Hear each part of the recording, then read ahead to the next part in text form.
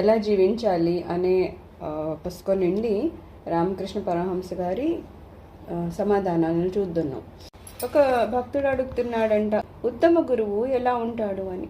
అప్పుడు రామకృష్ణ పరమహంస గారు అంటున్నారు, వైద్యుల్లో 3 రకాలు ఉన్నట్లే ఆచార్యుల్లో కూడా 3 రకాలు ఉంటారు. మొదటి రకము వైద్యుడు నాడీ పరీక్ష, ఔషధాన్ని రాసిచ్చి రోగితో ఔషధం పుచ్చుకో, అర్థమైందా అని చెప్పి తన పాటికి తాను వెళ్ళిపోతాడు. వీరు అధమ రకం వైద్యుడు. ఇలాగే మొదటి రకం గురువు కూడా ఉపదేశాన్ని చేసి వెళ్ళిపోతారు. ఉపదేశం వలన ఆ శిష్యుడికి మేలు జరుగుతుందా కీడు జరుగుతుందా అన్నది చూడరు.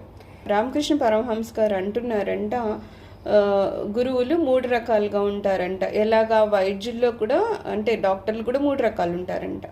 ఒక వైద్యుడు ఉన్నాడంటే ఏదో నాడి చూసేసి కాసింత ఇలా చూస్తాడు, ఏ మందు ఇవ్వాలా అని చెప్పేసి అది రాసేసి ఇచ్చేసి వెళ్ళిపోతాడు. నువ్వు తీసుకో అంటాడు, అంతవరకునే. అతనేమి ఇంకా గట్టిగా ఏం చెప్పడు, ఇదిగో నీకు ఈ రోగము ఈ మందు తీసుకో అని చెప్పేసి వెళ్ళిపోతాడు. అలా చెప్పి తన పాటికి తను వెళ్ళిపోతాడు. వీళ్ళని ఏమంటారట, అధమ రకం వైద్యులు అంటారంట. అంటే అంత సరి అయిన డాక్టర్ కాదు అని లెక్క అనమాట. అలాగే ఒక గురువు ఉన్నారంటే ఆ గురువు ఏం చేస్తారంట, ఉపదేశం చేస్తారట, ఇది మంత్రము అని చెప్పేసి ఇంక అంతకన్నా ఎక్కువ ఏం చెప్పకుండా ఆయన వెళ్ళిపోతారు. ఆయన 3వ రకం గురువు అని చెప్తున్నారు. అయితే అలాగ ఉపదేశం చేయడం వలన ఆ శిష్యుడికి మంచి జరుగుతుందా చెడు జరుగుతుందా అనేది అతన్ని పెద్దగా ఇంకా పట్టించుకోరనమాట.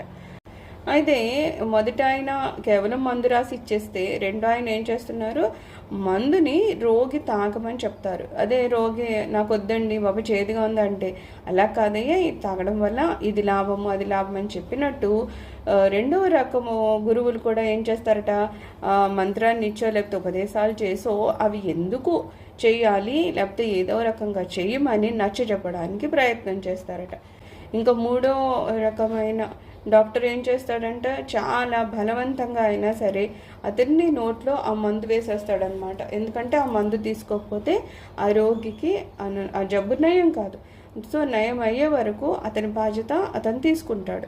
అలాగే గురువులు కూడా ఏం చేస్తారట, ఈ 3వ రకమైన గురువు బలవంతంగా అయినా సరే ఆ శిష్యుణ్ణి సరి అయిన మార్గంలో పెట్టడానికి ఎంత చేయాలో అంతా చేస్తారనమాట. బలవంతంగా అయినా సరే నువ్వు ఇలా చేయాలి అలా చేయాలి అని చెప్తూనే మొత్తానికి అతన్ని ఒక సరి అయిన మార్గంలో పెడతారు. అలాగా వైద్యులు 3 రకాలు, గురువులు కూడా 3 రకాలు అన్నమాట. అయితే గురువు సహాయం లేనిదే భగవద్ దర్శనం కలగదా అని ఎవరు అడిగితే రామకృష్ణ పరమహంస ఏమంట, సచ్చిదానంద పరబ్రహ్మమే అసలైన గురువు అంటారనమాట. అంటే సచ్చిత్ ఆనందము మనకి చెప్తారు కదా, ఒక స్థితి వస్తుంది, అక్కడ మనము నిజమైన ఆనందాన్ని గ్రహిస్తాము. సత్ చిత్ నిజమైన శాశ్వతమైన ఆనందము పొందడమే అసలైన గురువు అన్నమాట.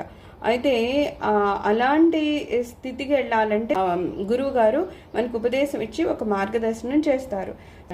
అయితే ఎప్పుడైతే మనము సాధన చేసి మన ఇష్ట దేవతని దర్శనం చేసుకుంటామో అప్పుడు ఆ దర్శనం అయినప్పుడు గురువు గారు అంటారంట, చూడు ఈ దేవత కదా నీ ఇష్ట దేవత, ఈమెను చూడు అని చెప్పేసి చూపించి ఆ ఇష్ట దేవతలో గురువు గారు ఐక్యమైపోతారంట. అంటే ఏంటి, ఇష్టదేవత కనిపించే వరకు మనకి సాధనని మన గురువు గారు చేపిస్తారనమాట. ఎప్పుడైతే ఇష్టదేవత దర్శనం అయిపోయిందో అప్పుడు మన సాధన మనం చేసుకుంటూ ఉంటే ఇంకా గురువు గారు దేవతలో ఐక్యమైపోతారు. అంటే ఏముంది, ఆ ఇష్టదేవతకి గురువు గారికి తేడా లేదనమాట. తేడా తెలియనంతసేపు ఆయన మనకి మార్గం చూపిస్తూ ఉంటారు. ఎప్పుడైతే మనం గమ్యం చేరిపోయామో, ఎప్పుడైతే మన ఇష్టదేవత దర్శనం అయిపోయిందో ఆ తర్వాత గురువుగారు ఆ ఇష్టదేవతలో ఐక్యమైపోతారు. ఎప్పుడు గురువుగారు ఏం చేస్తారు, మార్గదర్శనం, ఇలా వెళ్ళు ఇలా వెళ్ళు, ఇలా చెయ్యి, ఇలా ఈ తప్పు చేయకుండా ఉండు అని చెప్పేసి కరెక్ట్గా ఎలాగా అనేది ఆయన చెప్పిస్తూ ఉంటారు. అయితే అసలు కావాల్సింది ఏంటంటే ఈశ్వరుడి పట్ల ప్రేమానురాగాలు, వివేక వైరాగ్యాలు. సరే ఆయన చెప్తున్నారు, మరి భక్తుడు చేయాల్సిన పని ఏంటంటున్నారు, మనకంట ప్రేమానురాగాలు వివేక వైరాగ్యాలు ఉండాలట. ప్రేమగా అనురాగంగా ఉండాలి భగవంతుని మీద. అలాగే వివేక వైరాగ్యాలు, ఎప్పుడైతే మనోజ్ఞానాన్ని సంపాదిస్తామో మనకి వైరాగ్యం వస్తుంది. ఎప్పుడైతే వైరాగ్యం వస్తుందో అప్పుడే మనం భక్తి మార్గంలో భగవంతుడిని ఇంకా ముందుకెళ్ళి చేరగలుగుతాం అన్నమాట. సో ఏమంటున్నారు, వివేక వైరాగ్యాలు ప్రేమానురాగాలు మనకు ఉంటే కనుక ఆ భగవంతుడు మనకి కనిపించేటట్లు గురువుగారు మార్గదర్శనం చేస్తారంట. గురువు ఎలా లభిస్తాడు అని ఒక శిష్యుడు అడుగుతున్నాడు. భగవంతుడే గురువు రూపంలో మరలా అవతరిస్తూ ఉంటాడంట. గురువు అంటే ఏదో వేరే ఎవరో అని అనుకోవాల్సిన అవసరం లేదు. మనల్ని సరైన రూపంలో నడపడం కోసమని ఆ భగవంతుడే గురువు గారి రూపంలో వస్తాడనమాట. అయితే ఎప్పటి వరకు మన గురువు గారు దొరకలేదో అప్పటి వరకు మనస్ఫూర్తిగా మనకు ఒక ఆతృత ఉండాలన్నమాట. నేను భగవంతుని చేరాలి, ఆ మార్గదర్శకత్వం చూపించే ఒక గురువు గారు నాకు కావాలని ఎప్పుడైతే మనస్ఫూర్తిగా మనం భగవంతుని ప్రార్థిస్తామో అప్పుడు ఆ భగవంతుడే మార్గం చూపించడం కోసమని ఒక గురువులాగా మనకి లభిస్తారట. సర్వం శ్రీ గురుచరణ అరవిందార్పణమస్తు. లోకా సమస్తా సుఖినో భవంతు.